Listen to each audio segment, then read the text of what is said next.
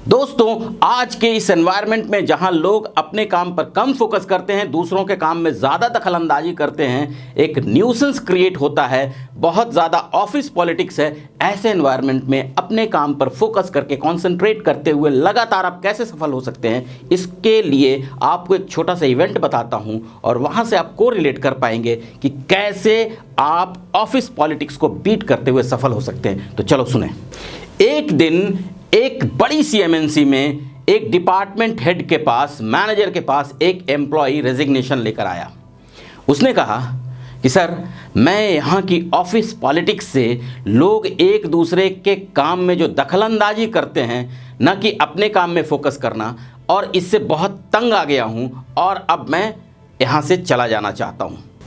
Manager ने उस employ के रेजिग्नेशन को टेबल पर एक तरफ रख दिया और उसकी ओर देखता हुआ बोला कि यदि तुम मेरी एक शर्त मानो तभी यह रेजिग्नेशन मैं एक्सेप्ट करना कंसीडर करूंगा। एम्प्लॉय ने कहा, क्या है शर्त आपकी, बताइए।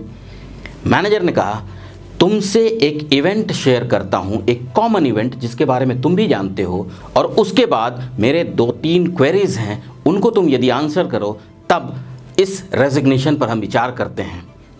एम्प्लॉय ने कहा, ठीक है, बताइए उस इवेंट के बारे में। मैनेजर ने उस कॉमन इवेंट के बारे में बताना शुरू किया।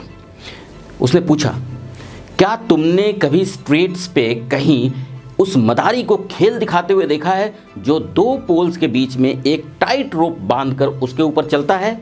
एम्प्लॉय ने कहा, हाँ सर, देखा है। तब मैनेजर ने पूछा, क्या तुमने देखा है कि वह उस टाइट रोप के ऊपर चलता है तो नीचे से जो आवाज़ें आती हैं, जो तालियां बजती हैं, जो सीटियां बजती हैं, जो बच्चे शोर मचाते हैं, उससे उसका ध्यान बट जाता है?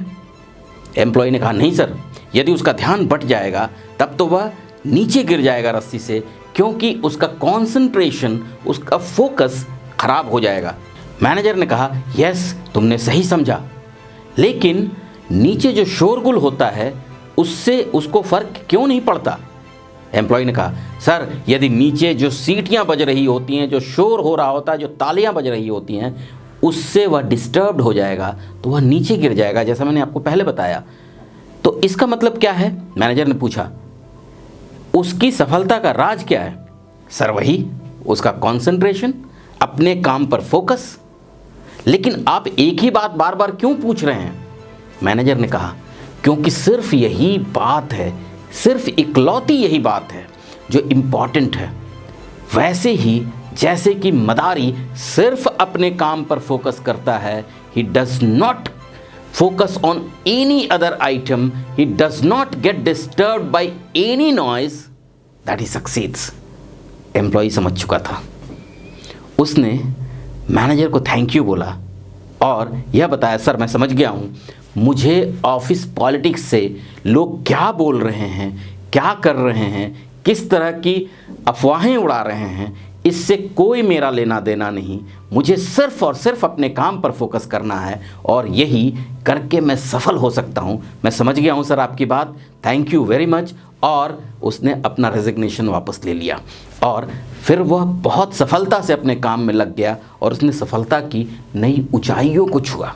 फ्रेंड्स, इस छोटी सी बहुत कॉमन लेकिन इंटरेस्टिंग स्टोरी से आप भी यह समझ गए होंगे कि ऑफिस पॉलिटिक्स, आपके बारे में जो लोग अफवाहें उड़ा रहे हैं, जो तरह तरह का न्यूसेंस क्रिएट करते हैं, उस पर ध्यान न देकर, उससे डिस्टर्ब न होकर सिर्फ अपने काम पर आपको फोकस करना है और तभी आप बहुत सफल हो सकते हैं।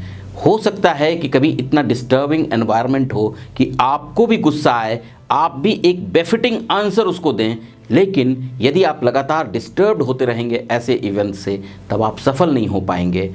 उस मदारी की तरह आप भी फोकस करें सिर्फ और सिर्फ अपने काम पर, अपने जॉब पर, अपने रिजल्ट पर, और आपको सफल होने से ये सारी अड़चनें कभी नहीं रोक सकेंगी। तो दोस्तों, आप भी अपने काम पर फोकस करिए, अपने रिजल्ट पर फोकस करिए, सफलता आपके कदम चूमेगी। All the best.